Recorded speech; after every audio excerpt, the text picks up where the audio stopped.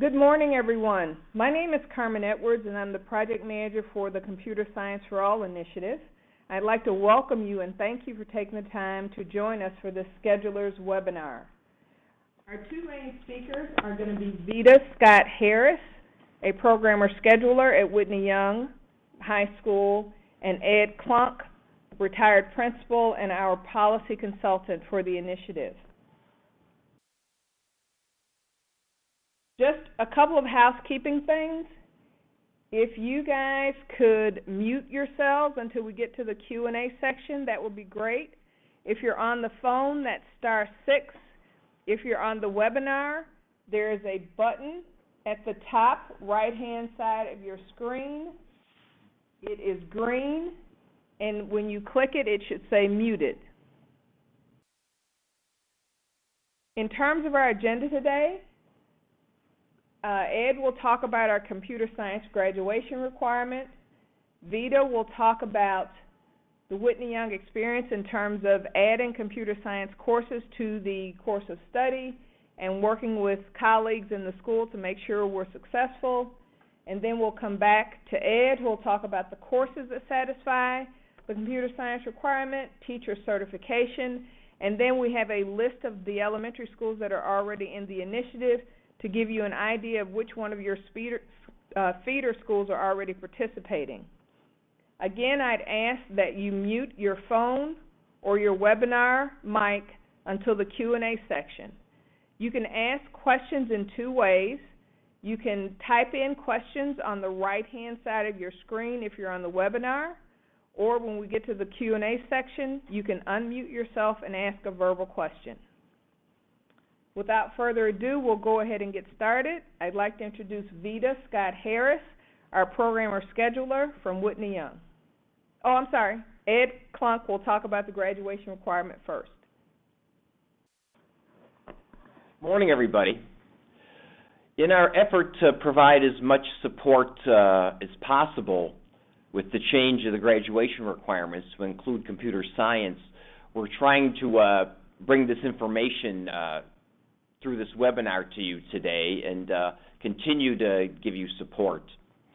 On February 24th, the Chicago Board of Education amended the graduation requirements policy to include 1 year of computer science. The total number of credits required for graduation, however, remains at 24.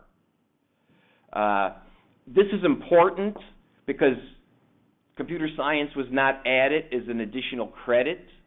It has been added as one of the 24 credits required for graduation. The thinking process here begins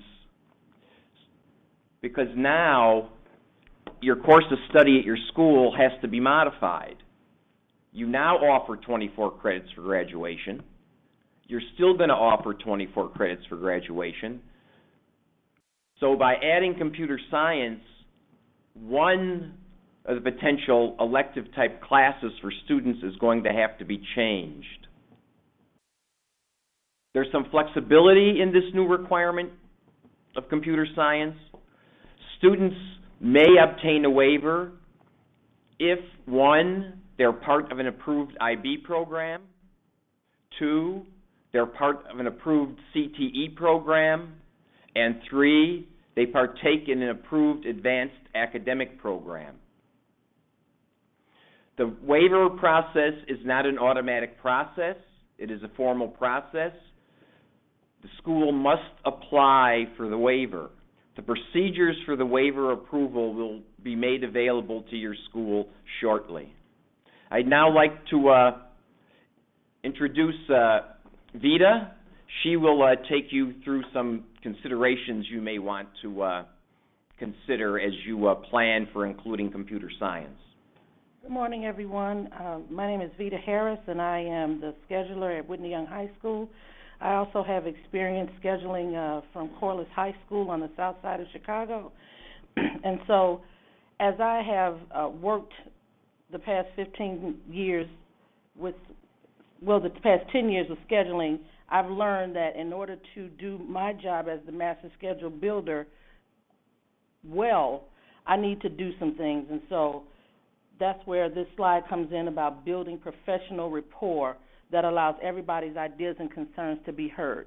Unless all the stakeholders in the building get together to talk about the new initiative that's going forth with Computer Science for All, your jobs as schedulers are going to be a little tenuous, because in the end, everything is left on you to do to build that master schedule. So please make sure that you connect with your principal, the counselors, and all the stakeholders to make sure that this initiative goes forth and you can build your master schedule in the best way possible. Engage colleagues in professional conversations regarding graduation requirements and student needs as it relates to programming.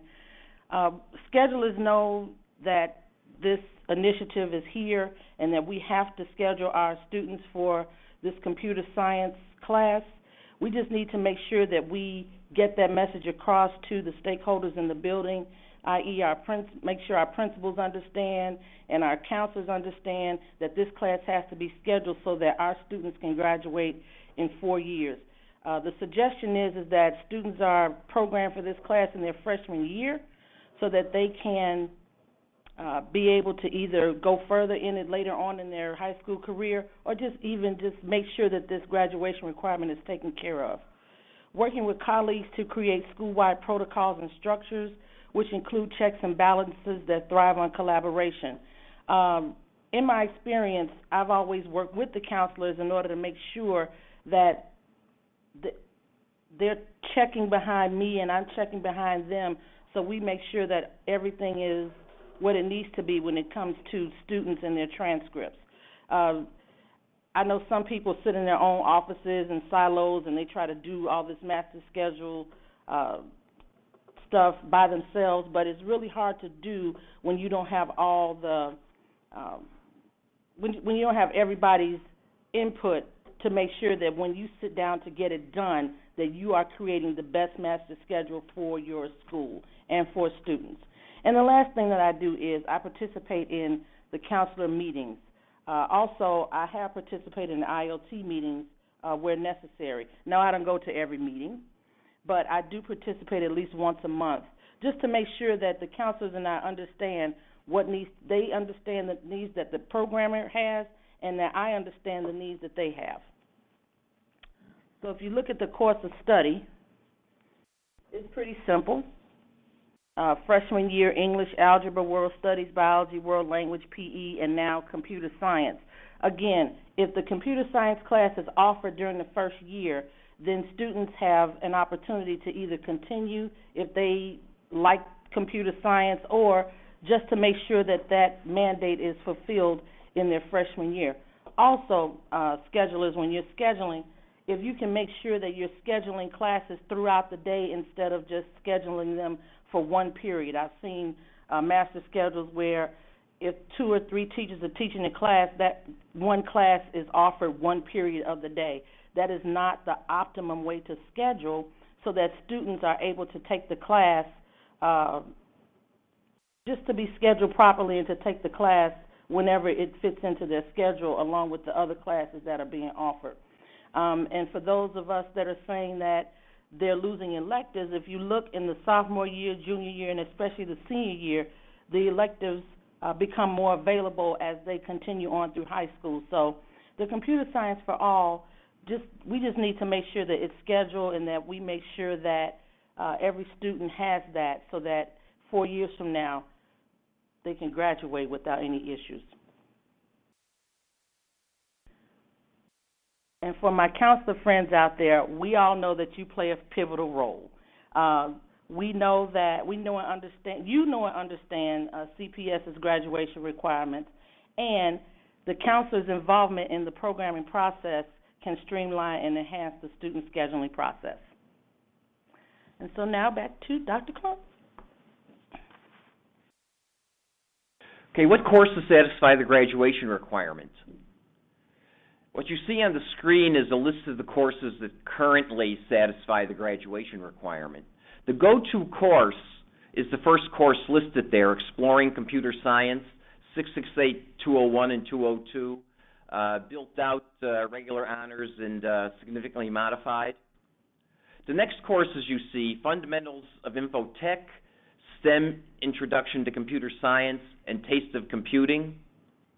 Those are the same curriculum as Exploring Computer Science, but they're to be used for specific CTE programs. These are special numbers created for CTE tracking, for their grants and funding reimbursements. And then last, you see the Advanced Placement Computer Science Principles, 668, 201, and 202. This course by itself also fulfills the computer science graduation requirement. You know, and you may say to yourself, there's a long list of computer science courses in our current course catalog. We are in the process of reviewing these courses, and if you would like to consider using a different course because your school may be doing it now, you can request that we review the curriculum of that course to see if it meets the standards of the Exploring Computer Science course, the standards that we have set up for the computer science graduation requirement. Not all courses will fulfill that. I think one of the easiest examples I can use is that there are many computer science courses that teach a specific skill, such as using a particular type of software, word processing, spreadsheets, etc. These courses do not necessarily meet the computer science requirement because they do not cover the entire set of standards to be covered in a course. We will review these courses and put a greater list out in the near future, but if you want us to consider another course, you're going to have to request that course. Also, the AP Computer Science Principles class is a new advanced placement class this year. You must request through the normal request procedures for that class to be put into your local school catalog. The folks within the advanced placement program need to know that information, and we need to know that information with Computer Science for All.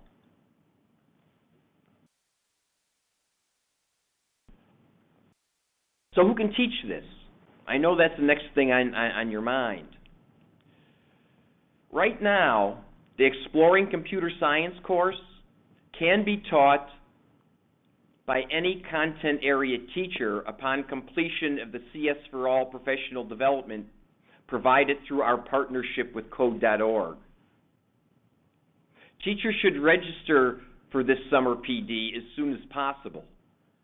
It is an extensive PD program. A stipend will be paid for this PD, and there's approximately 90 plus hours involved with this PD. It will begin in the summer, and there will be completion of it throughout the school year next year. Also, the new AP Computer Science class not only requires appropriate state teaching certification, it also requires the completion by the teacher of the AP Computer Science professional development. Again, this professional development is offered by our partner, Code.org, and a teacher will be paid a stipend of approximately 60 hours. The College Board will also offer PD to teach this class, which is acceptable, but will not pay a stipend for the College Board PD.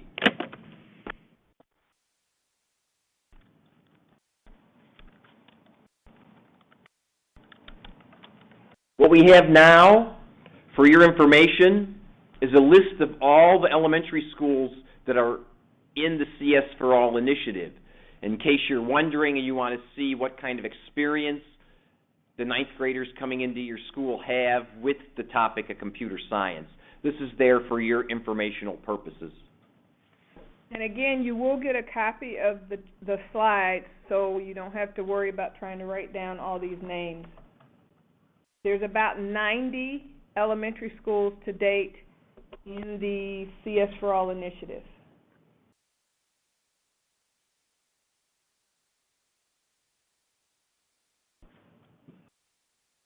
Okay, so that's the end of our formal presentation. We have time now for questions and answers. Hi, I have a question. And you are? I'm Serena Newby. I'm at Westinghouse College Prep. Okay, great. What's your Okay. question? So earlier you guys said that schools must apply for a waiver, and you said procedures will be coming soon. I just want to know, is it a school-wide waiver that needs to be applied for, or would it be individual students? It's a combination of both. It will more than likely not be a school-wide waiver, because the reasons for the waiver are students within an international baccalaureate program, which is possible if you have a school-wide international baccalaureate program, or students in specific approved CTE programs, and those are generally a program within a school. And then there are some schools that have approved advanced academic programs, again, which would be a small subset of students within a school. The waiver process will be done in two parts. The school will receive the waiver for the program, and then that waiver must be translated into the academic planner so that when you're reading the student's transcript, it correctly interprets how the student's meeting graduation requirements. Any other questions? Okay, it looks like we don't have any other questions today, but again, if you think of questions that you need to ask us, you can send us an email at cs4all@cps.edu.